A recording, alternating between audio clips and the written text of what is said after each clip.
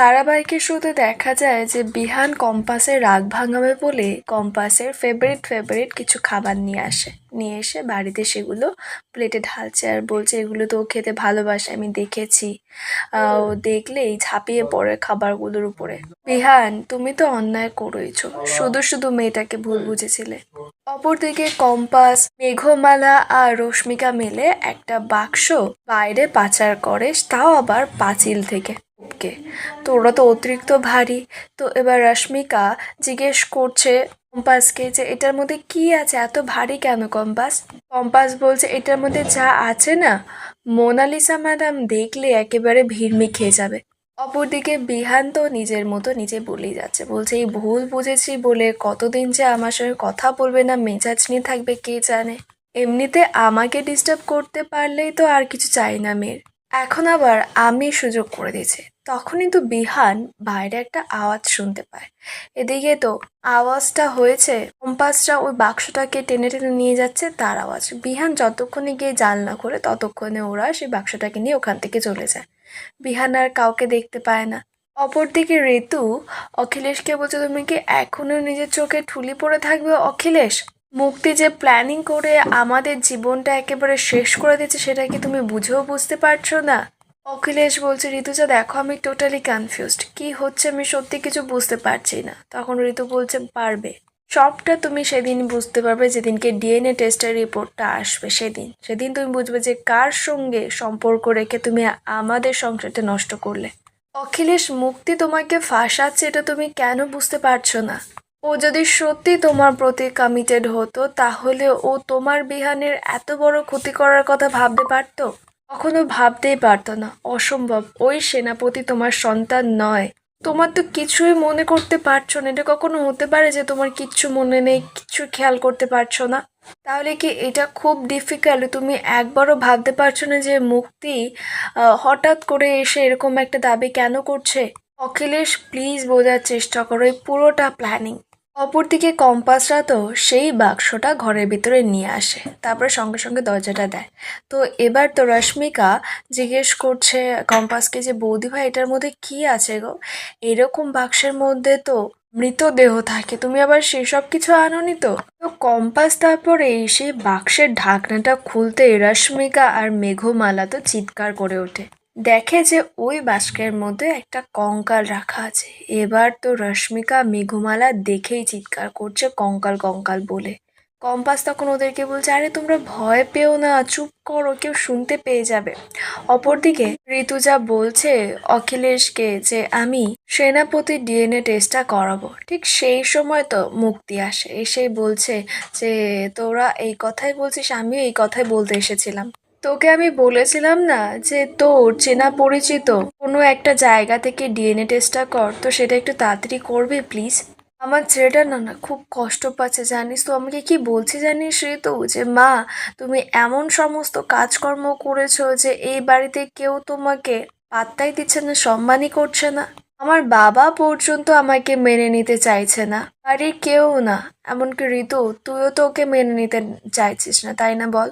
আমি খুব ভেঙে পড়েছি জানিস তো। মুক্তি তো খুব দায়িত্ব দেখাচ্ছে, জিনিসপত্র গোছাচ্ছে, তারপরে ঋতুজার সামনেই অধিকার বোধ দেখাচ্ছে।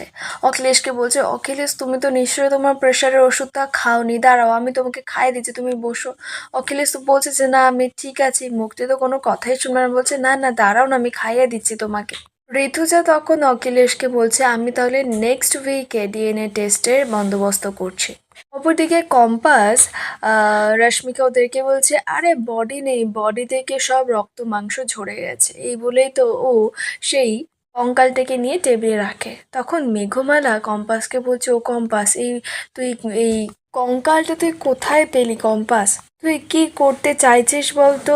এই কঙ্কালটা দিয়ে তোর মতি গতি না আমার একদম ভালো লাগছে না। রশ্মিকাও কম্পাসকে জিজ্ঞেস করছে যে কি করবে তুমি এটা দিয়ে। কম্পাস বলছে চুপচাপ করে দেখোই না কি হয়, তুমি এত টেনশন করছো কেন, রোবট দেখেছো তো? তখন রশ্মিকা বলছে হ্যাঁ সে তো তুমি সরস্বতী পুজোর দিন দেখিয়েছিলে। তখন কম্পাস বলছে হ্যাঁ আরে এই কঙ্কাল রোবট দেখিয়ে মোনা ম্যাডামকে যদি আমি ভিমড়ি না খাইয়েছি তাহলে আমার নামও কম্পাস না। কম্পাস তারপরে সেই কঙ্কালের হাতে দুটো গ্লাভস পরিয়ে দেয় আর পায়ে দুটো জুতোও পরিয়ে দেয়। আর চোখে দুটো লাল লাইটও লাগিয়ে দেয়, আর পেটের মধ্যে একটা মেশিনও লাগিয়ে দেয়।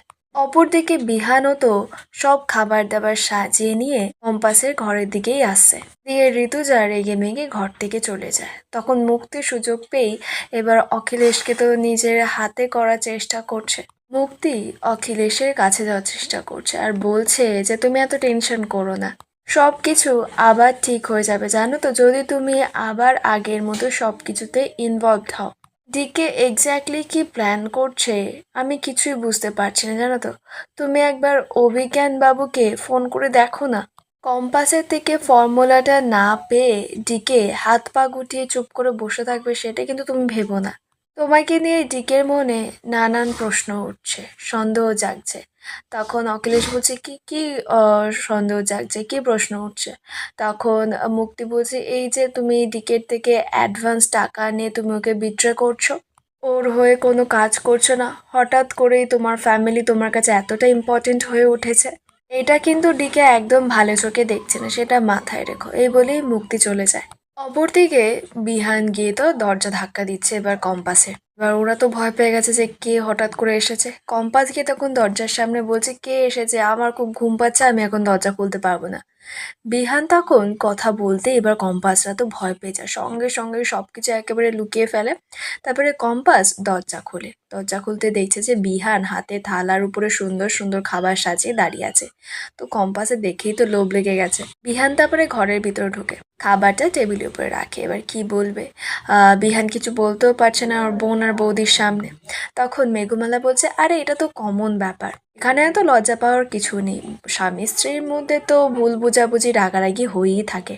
বিহান তারপরে রশ্মিকা আর মেঘমালাকে বলছে তোমরা কি করছো এখানে, তোমাদের কি খেয়ে দিয়ে কাজ নেই, কত রাত হয়েছে, তোমাদের ঘুম দরকার নেই?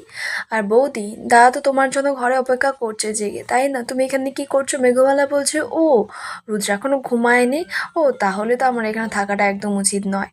মেঘমালা তখন কম্পাসকে বলছে তাহলে আর কি কম্পাস, এবার বিহান তোকে একটুকুনি খাই দেবে তো রাগ ভাঙাবে। তখন কম্পাস তো কিছু বলতে পারে না, ও ওর পকেটে যে রিমোটটা রেখেছে সেটাও ভুলেই গেছে, হাত লেগে তো রিমোটটা অন হয়ে যায়। এদিকে ওই কঙ্কালটার হাটের পিছন থেকে একা একাই বেরিয়ে আসে, কারণ ওটাই তো রিমোট কন্ট্রোল করেছে। এবার সেটা মেঘমালা দেখেই কম্পাসকে ইশারা করে বলছে। কম্পাস পিছনে দেখেই কিছুতেই বন্ধ করতে পারছে না। অপরদিকে ডিকে টিমকে নিয়ে কম্পাসের ননদ আর যা যেই বাড়িতে প্রায় আসা যাওয়া করছিল সেই লোকেশনে চলে যায়। অপরদিকে তো বিহানি থেকে ব্যাপারটা লুকাতে হবে, তাই মেঘমালা আর রশ্মিকা বলছে যে এই দা ভাই, তোর তো খাবার দেওয়ার কাজ ছিল, হয়ে গেছে, তুই এবার এখান থেকে যা। তখন বিহান বলছে কি, কম্পাস তখন বিহানকে বলছে হ্যাঁ সেটাই তো, আপনি যখন তখন আমাকে ভুল বুঝবেন, তারপরে আমাকে ভুল বুঝে আপনার আবার ওই মুনা ম্যাডামের ভালোবাসার উপরে দরদ উতলে উঠবে আপনার, সেটা তো আমি কখনো মানতে পারি না, তাই না, যে মোনা ম্যাডাম আমাদের স্বামী স্ত্রীর মধ্যে ঢুকে পড়ুক, আর আপনি তো এখানে রাতেবেলা থাকতেও পারবেন না। হ্যাঁ এটা ঠিক যে আপনি আমার কাছে আগে সরি চেয়েছেন, এখন খাবার নিয়েছেন ভালো, আমি তাহলে পরে ভেবে দেখব, আপনি এখন ঘরে যান। তখন বিয়ান বলছে তুমি এত এখন বাড়াবাড়ি কেন করছো, আর কি ভেবে দেখবে তুমি, আমি তোমাকে খারাপ খারাপ কথা বলেছি তাই আমার খারাপ লেগেছে, তাই আমি তোমার জন্য এত ভালো ভালো খাবার এনেছি, প্রেম নিয়ে আমি অত জ্ঞান শুনতে চাই না, খাবার এনেছি খেয়ে নেবে। তখনই তো সেই কঙ্কালটা আস্তে আস্তে বিহানের পিছনে এসে দাঁড়ায়। কম্পাস তখন কি করবে, ব্যাপারটাকে হ্যান্ডেল তো করতেই হবে। বিহানের হাতটা ধরে সামনে টেনে নিয়ে বলছে থ্যাংক ইউ সো মাচ, আমি ভাবতে পারিনি আপনি আমার জন্য এতটা ভেবেছেন। এদিকে তো রশ্মিকার মেঘমালা সেই কঙ্কালটাকে নিয়ে লুকাতে গেছে।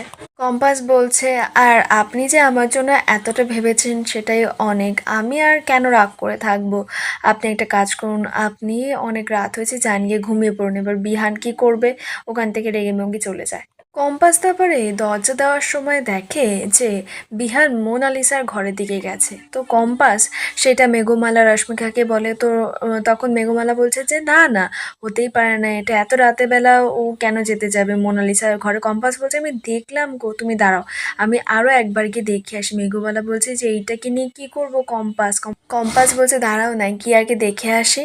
তো কম্পাস যায় দেখতে, এদিকে মেঘমালা রশ্মিকা তো চিন্তায় পড়েছে যে কি করবে। আর এখানেই আজকে পর্বের আপডেট শেষ হয়, দেখা হবে আগামী পর্বের আপডেটের সঙ্গে।